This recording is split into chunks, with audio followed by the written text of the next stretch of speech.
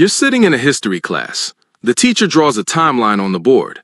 It starts somewhere around 3000 BC.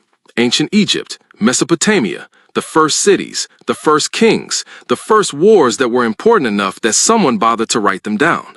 And you're staring at that timeline thinking, okay, but what about before that? What happened in the part that isn't on the board? Because here's the thing nobody tells you in that classroom. The part of the timeline that's on the board, that's roughly 5,000 years. And the part that isn't on the board, the part before writing, before cities, before anything we'd recognize as civilization, that's 300,000 years, at minimum. We spend almost all of our time studying the last 1.6% of human existence. The other 98.4% is just blank space on a whiteboard that nobody talks about. And that blank space is where almost everything that makes you human actually happened. Your ability to speak, your capacity for abstract thought, your instinct to tell stories and form friendships and feel grief and fall in love and get unreasonably invested in strangers. All of it came from that blank space.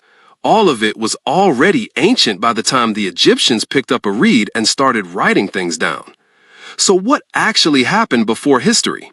The honest answer is more interesting, more violent, more strange, and more human than anything that made it into the textbook. Let's go back, all the way back, further than you think. Before we go anywhere, we need to deal with a word, history. Because history doesn't mean things that happened. It means things that were written down. That's it. That's the whole definition. The moment someone scratched a symbol into a clay tablet and that tablet survived, history began. Everything before that moment, no matter how dramatic, no matter how consequential, no matter how many millions of people lived and died and built things and loved things, all of it technically falls outside history. Historians call it prehistory, which is a slightly condescending word if you think about it. Prehistory, as if things didn't really count until someone documented them. As if the 300,000 years of fully modern human beings walking around on this planet doing genuinely extraordinary things were just a warm-up act for the main event. They weren't a warm-up act. They were the whole show. And we've been living in the epilogue ever since. We just don't have the receipts. What we have instead is archaeology, genetics, linguistics, climate science, paleoanthropology. A collection of disciplines that spend their lives reading evidence that was never meant to be read, pulling meaning from bones and seeds and fire ash and stone tools and the DNA of living populations to reconstruct a world that left almost nothing behind. And what they found is extraordinary. The oldest known fossils that qualify are from a site called Jebel Irhoud in Morocco, discovered and redated in 2017, pushing our origin story back significantly from what scientists previously believed. That finding changed things, because it means that for most of the time Homo sapiens has existed, our species was scattered across Africa in small, relatively isolated populations. Not one cradle, not one point of origin, a continent-wide slow-motion emergence across hundreds of thousands of years. We are not the ending point of human evolution. We are a moment in it. And before them, before Homo sapiens, there was a whole cast of characters. The family tree of humanity is not a straight line. It is a tangle, a messy, overlapping network of species that interbred and competed and occasionally wiped each other out, and sometimes did all three simultaneously. You are not the descendant of one ancient people. You are the product of a collision. Multiple lineages, multiple species, multiple evolutionary experiments that all converged in you. That's not a metaphor. That's genetics. Yes, there was a major dispersal out of Africa around 60,000 to 70,000 years ago, but that wasn't the first time humans left Africa. Not even close. The reality is more like a long, slow, stuttering diaspora punctuated by failed attempts and successful ones, by populations that went out and died out, by groups that interbred with the human relatives they found already living in the places they arrived. The Neanderthals had been in Europe and Western Asia for at least 400,000 years before the first modern humans showed up. They weren't waiting around doing nothing. They were making tools, they were burying their dead with apparent ritual, they were using pigments, possibly for body decoration, and then, within a geological heartbeat of modern humans arriving, they were gone. Modern humans who aren't from sub-Saharan Africa carry somewhere between 1 and 4% Neanderthal DNA in their genomes, which tells you something important about what the relationship between our species and theirs actually looked like, at least some of the time. The climate was trying to kill them, constantly, relentlessly. At glacial maximum, ice sheets covered enormous portions of the northern hemisphere. Sea levels dropped by 120 meters or more as water was locked into ice, exposing land bridges that connected places that are now separated by ocean. Britain was connected to Europe. Siberia was connected to Alaska.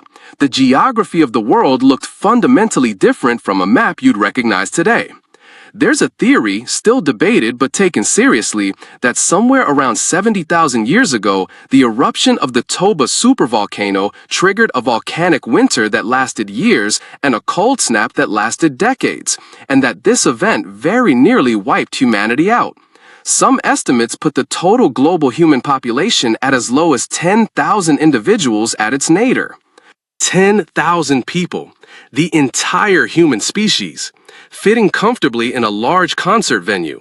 That's how close we came. The survivors, whoever they were, wherever they were the ones with enough behavioral flexibility, enough social cohesion, enough accumulated knowledge to get through something that killed almost everyone else. We are not an inevitable species. We are a fortunate one.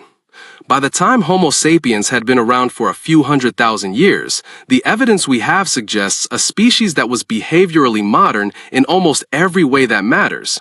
People were making and using complex composite tools. They were traveling long distances to obtain specific raw materials.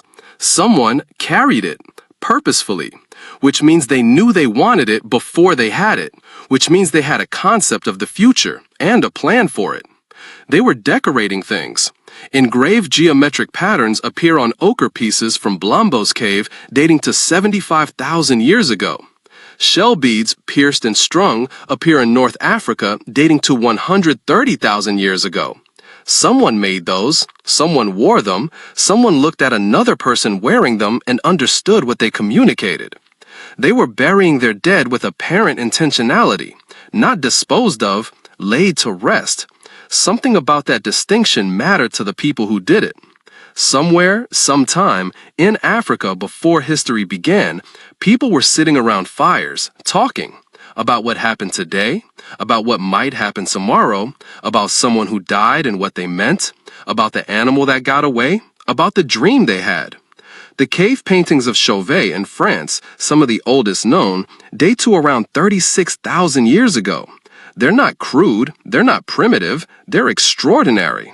The artists used perspective, they depicted animals in motion, they understood how to use the contours of the cave wall to create three-dimensional effect. The flutes found at sites in Germany, made from bird bone and mammoth ivory, dating to around 40,000 years ago, are the oldest known musical instruments.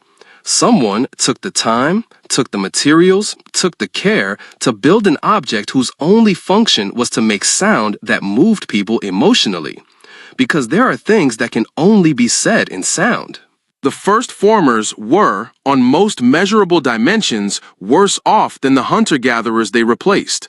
They were shorter, their teeth were worse, they suffered more infectious disease, they worked harder, they had less leisure time.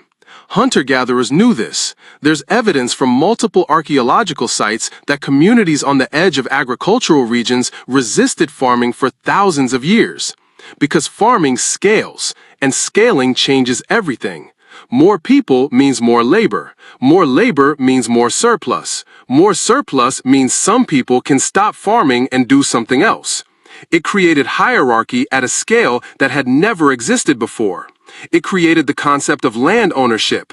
It created debt and taxation and organized religion and professional armies. And it created writing. And when writing appeared, history began.